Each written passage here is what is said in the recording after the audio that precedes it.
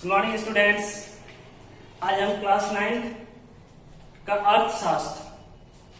अर्थशास्त्र का पहला अध्याय पढ़ेंगे। वो क्या है? अर्थशास्त्र। इसका पहला अध्याय यानी कि चैप्टर नंबर 1 पढ़ेंगे। ठीक, जिसका नाम है बिहार के एक गांव की कहानी। इसको हम पढ़ेंगे अर्थशास्त्र के अंतर्गत। अर्थशास्त्र को इंग्लिश में इकोनॉमिक्स कहा जाता है। ठीक है, ये हमारा अर्थशास्त्र का पहला चैप्टर है। आज पहला क्लास है अर्थशास्त्र का, बिहार के एक गांव की कहानी। चलिए देखते हैं वो कौन सा गांव है जिसकी कहानी जानना है हमें। तो वो गांव है फतेहपुर। वो गांव क्या सा है? फतेहपुर। गांव का नाम है फतेहपुर। ठीक है, कहा गया है कि इस गांव का उद्देश्य उत्पादन से संबंधित है। ठीक है, इस गांव का उद्देश्य क्या है? उत्पादन से संबंधित है कि मतलब क्या उपजाया जाता है। ठीक है, इसके साथ साथ उत्पादन के अलावा और भी कई सारे काम इस गांव में किया जाता है। ठीक है, जैसे कि पशुपालन, मुर्गी पालन, डेयरी, दुकानदारी, परिवहन, ये सारे काम जो है इन उत्पादन के अलावा और भी सही ये दूसरे काम सब है। ठीक है, तो पहला इसमें जो इस गांव में काम क्या होता है? तो काम होता है पहला उत्पादन का। उत्पादन किसमें होती है? खेतों में। ठीक है, जिसे हम कहते हैं फसल उत्पादन। कौन सा उत्पादन? फसल उत्पादन। पहला काम ये है। और दूसरा काम क्या है? अन्य क्रियाएं। यानी अन्य क्रियाएं का मतलब होता है अन्य काम, जैसे दुकानदारी, मुर्गी पालन, ठीक है, डेयरी, ये सब जो है अन्य क्रियाएं हैं, दूसरे काम सब हैं जो इस गांव में होती है। ठीक है, इसके बाद जो है सो यूं कहें कि उत्पादन से संबंधित क्रियाएं पता चल गया, काम चल गया है। इसके अलावा जो है और भी कई सारे काम लोग करते हैं, जैसे कि मटका बनाना, मूर्ति बनाना, कारपेंटर का काम। ठीक है, ये सब काम जो है इस गांव में किए जाते हैं। इसकी कहानी का शुरुआत हम पेज नंबर 2 से करते हैं। कहा गया है कि यह गांव एक गांव है फतेहपुर, जो पटना शहर से, ये गांव जो है पटना शहर से, ये पटना शहर है, यहां से 9 किलोमीटर पूर्व की ओर है। कि जो किसकी ओर है? पूर्व की ओर है। पूर्व यानी इसे पूर्व कहते हैं, पूर्व दिशा की ओर है। ठीक है, जिससे सटा हुआ एक पटना गया मेन रोड है। और इस रोड से पूर्व की ओर ये गांव है जिसका नाम है फतेहपुर। जिसका नाम क्या है? फतेहपुर। इस गांव में बहुत सारे मकान हैं, बहुत सारे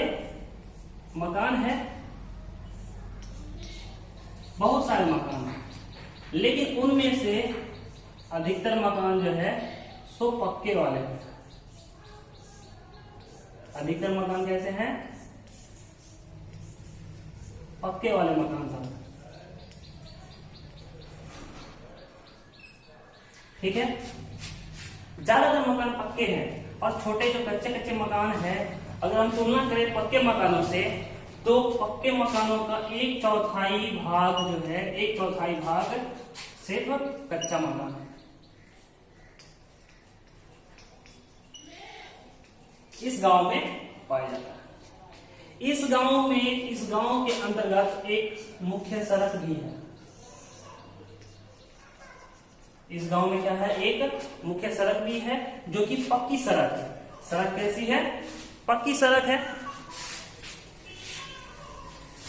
सड़क कैसी है? यहाँ की पक्की सड़क। और क्या है? इस गांव में जो है सो बिजली की अच्छी व्यवस्था है। अगर हम इसमें पोल लगा दें, ठीक है, पोल लगा दें, तो इसमें जो बिजली का अच्छा व्यवस्था है, यानी कि बिजली की समुचित व्यवस्था है। इसके बाद अगर हम देखें कि इस गांव में जो है सो क्यों अच्छा बिजली का व्यवस्था है, क्योंकि इसी गांव में जो है एक पावर स्टेशन है, पावर स्टेशन जिसे हम ग्रिड कहते हैं। यहाँ पर जो है इस गांव में पावर स्टेशन भी है। इसके अलावा जो है सो इस गांव में जो है सो खेती भी होती है। इस गांव में क्या होता है, खेती भी होती है अच्छे तरीके से, खेती अच्छे तरीके से होती है। इसी गांव में जो है एक स्कूल भी है, हॉस्पिटल भी है,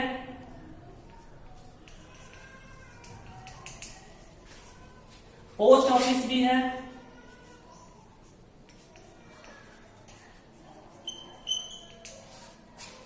इस तरह से हम देखते हैं कि जो फतेहपुर गांव है, सॉरी गांव का नाम तो मिट गया है, फिर से लिख देते हैं फतेहपुर। ये जो पटना से 9 किलोमीटर की दूरी पर मुख्य सड़क से पटना गया मुख्य सड़क से जुड़ा हुआ एक जो गांव है फतेहपुर, इसमें देखते हैं कि पक्की सड़क, इस गांव में पक्के सड़क, पक्का मकान, कम से कम कच्चा मकान, हॉस्पिटल, पोस्ट ऑफिस, स्कूल, खेती, बिजली और पानी यानी कि सिंचाई का उचित प्रावधान। अगर हम सिंचाई की बात करें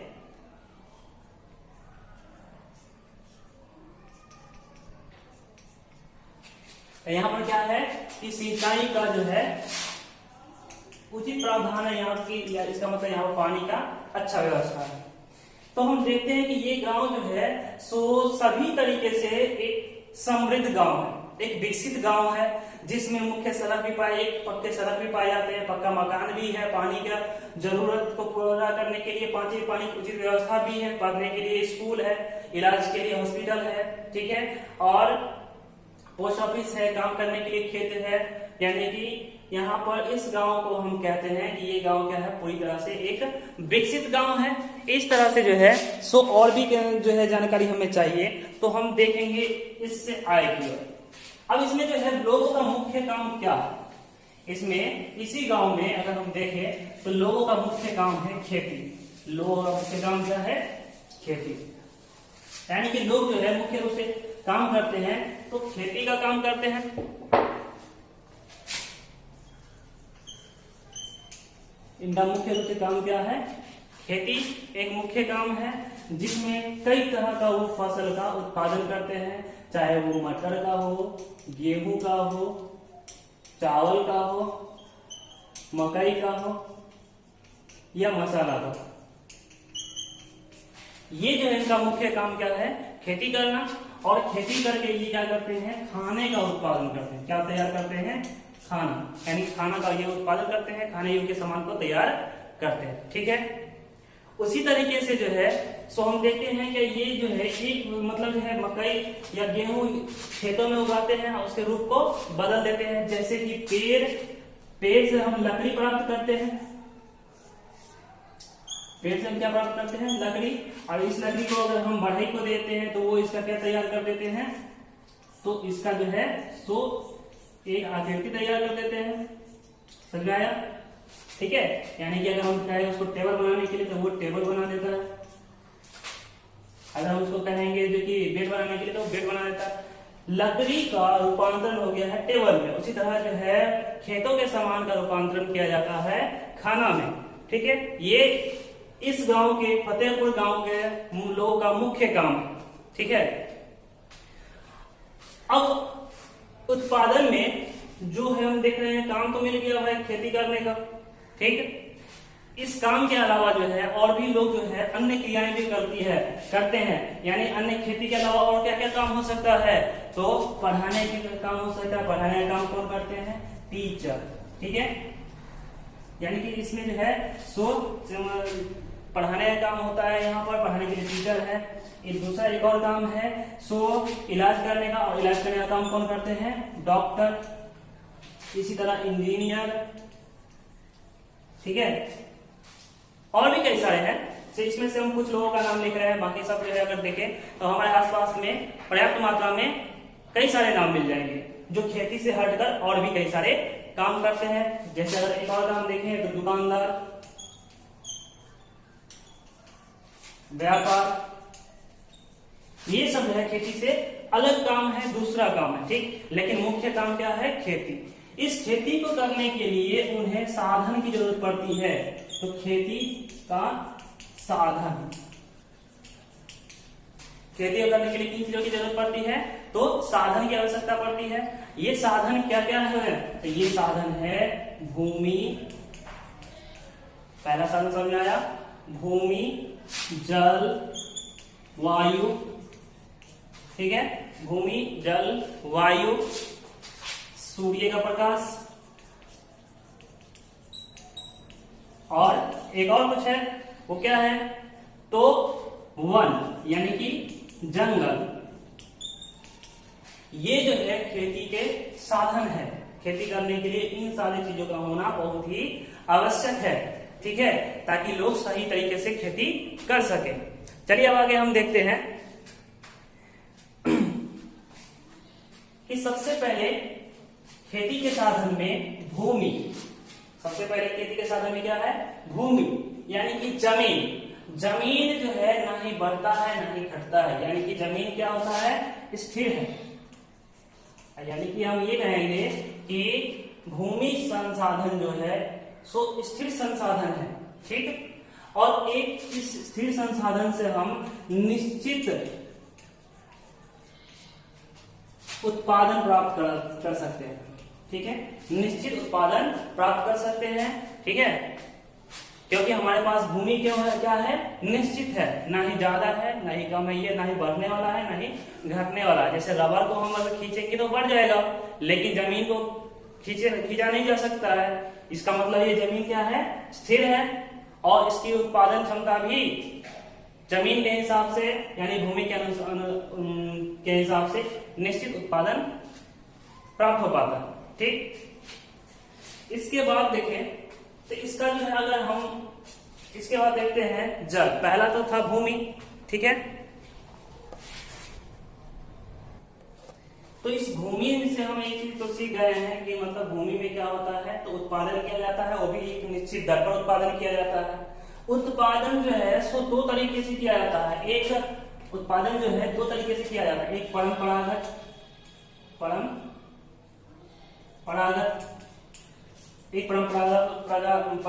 तौर पर किया जाता है, और एक बहुविध प्रणाली द्वारा किया जाता है। बहुविध प्रणाली द्वारा, एक बहुविध प्रणाली द्वारा फसल का उत्पादन किया जाता है। इसके बाद अगर हम देखें तो परंपरागत में जो है, परंपरागत खेती वैसी खेती होती है जिसे पुराने जमाने से जो है, दादा परदादा के जमाने से जो है किया जा रहा है, ठीक है, जिसमें मुख्य रूप से तीन प्रकार के फसल की उत्पादन होती है। खरीफ फसल, रबी फसल, आप सब जानते होंगे, ठीक है, कि खरीफ फसल का उत्पादन एक परंपरागत खेती है, रबी फसल का उत्पादन एक परंपरागत खेती है, ठीक है, जिसमें जो है पानी की ज्यादा से ज्यादा खपत होती है, जिसमें पानी की, अब देखिए इसमें भूमि था, अब इसमें पानी का भी जरूरत पड़ गया है परंपरागत खेती में। तो परंपरागत खेती में पानी की जो आवश्यकता होती है वो ज्यादा से ज्यादा होती है, ठीक। वहीं बहुविध प्रणाली एक ऐसा सिस्टम है, एक ऐसा तरीका है जिसके द्वारा स्थिर भूमि में जो है हम ज्यादा से ज्यादा उत्पादन प्राप्त कर पाते हैं। यानी कि बहुविध प्रणाली में जो क्या होता है कि ज्यादा उत्पादन प्राप्त करते हैं, ज्यादा उत्पादन प्राप्त करेंगे, साथ ही इसमें जो है सो जल की खपत कम होगी, यानी कि इसमें कम जल की आवश्यकता है, पानी की आवश्यकता बहुत ही कम होती है बहुविध प्रणाली में, ठीक है। इसके साथ साथ इसमें जो काम करने वाले लोग हैं जिसे हम श्रमिक कहते हैं, तो श्रमिकों की संख्या कम होती है, यानी कि इसमें जो है कम श्रमिकों की आवश्यकता पड़ती है, ठीक है, बहुविध प्रणाली में। इतना में तो कोई दिक्कत नहीं है। चलिए तो अभी तक देखे थे परंपरागत खेती, अब उसके बाद जो है बहुविध प्रणाली खेती देखे। अब देखते हैं क्या चीज कि संसाधन के तौर पे जो है अगर हम खेती करना शुरू करें तो हमारे पास मतलब जो है भूमि मिल गई, जल में भूमि मिल गया, जल मिल गया, लेकिन किसी भी उत्पादन के लिए, किसी भी प्रकार की खेती के लिए सबसे बड़ी चीज होती है पूंजी। ठीक है, पूंजी का होना बहुत ही आवश्यक है। पूंजी ना हो तो खेती का करना या उत्पादन करना बहुत ही मुश्किल होता है, जिसकी पूर्ति के लिए हम लोग साहूकार पर निर्भर रहते हैं। साहूकार या नहीं तो बड़े किसान पर निर्भर रहते हैं या किसी प्रकार के लोन पर निर्भर रहते हैं। ठीक है, और इन सब से पैसे लेकर पूंजी की पूर्ति की जाती है और फसल उत्पादन किया जाता है। किसान को अगर देखें तो भारत में मुख्य रूप से 3 प्रकार के किसान पाए जाते हैं। एक बड़े किसान, दूसरे मध्यम किसान, मध्यम वर्गीय किसान। किसान जो है सो बताए हैं, एक बड़े किसान है, एक मध्यम किसान है, एक तीसरे होते हैं श्रमिक, जिसे हम निचले स्तर के किसान कहते हैं।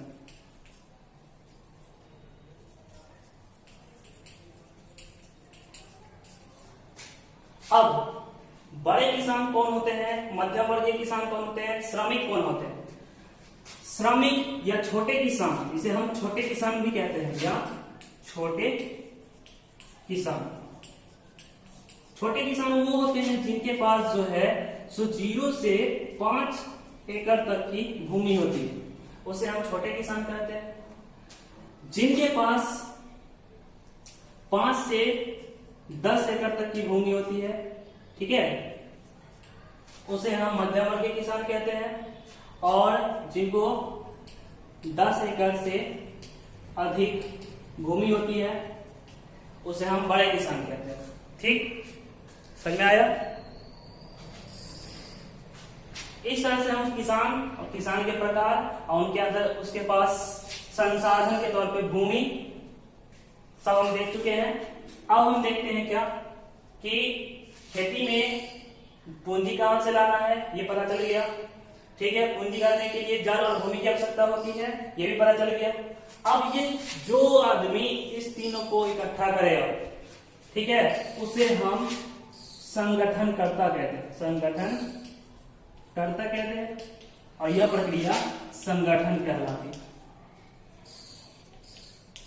यह प्रक्रिया क्या कहलाती है? संगठन कहलाती है।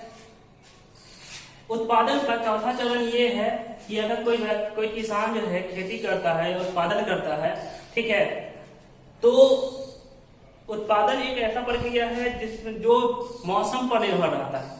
ठीक है, जो किस पर निर्भर रहेगा?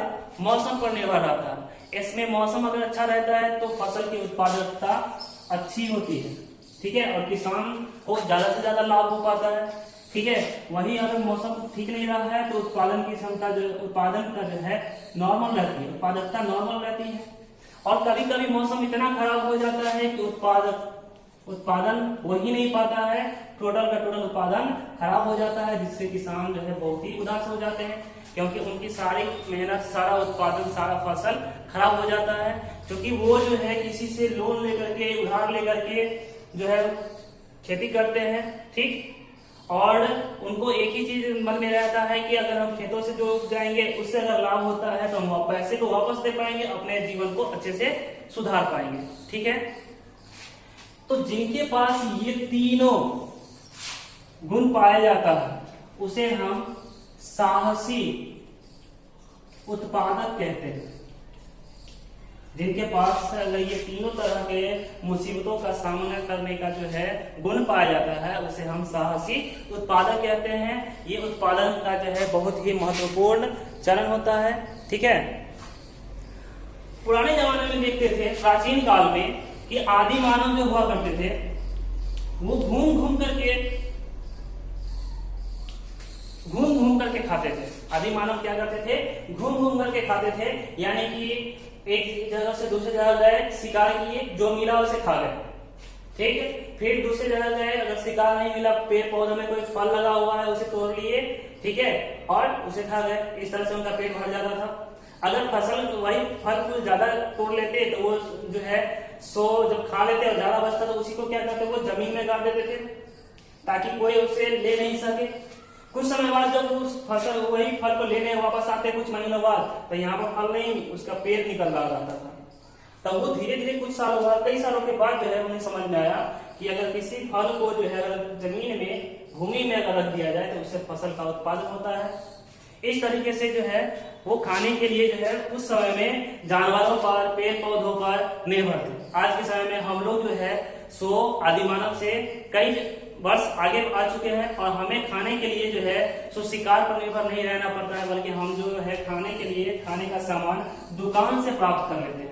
दुकान में जाते हैं, खरीदते हैं, वहां पर हमारी जरूरत की सारी व्यवस्थाएं, सारे सामान, सारी चीजों का समुचित व्यवस्था होता है। उन सारी चीजों को हम आसानी से वहां पर प्राप्त कर लेते हैं, ठीक है। जब दुकान में जाते हैं तो हमें वहां पर वस्तु दिखाई पड़ता है, ठीक है, और वो वस्तु जो है दो प्रकार की होती है। पहला है उपयोग की वस्तु और दूसरा है उपभोग की वस्तु। उपयोग की वस्तु जैसे कि हम टीवी कह दिए, फ्रिज कह दिए, समझ में आया, साइकिल कह दिए, मोटरसाइकिल कर दिए, बस, ट्रक, घर, ठीक है, ये सब जो है क्या है, उपयोग की वस्तु है। वहीं पर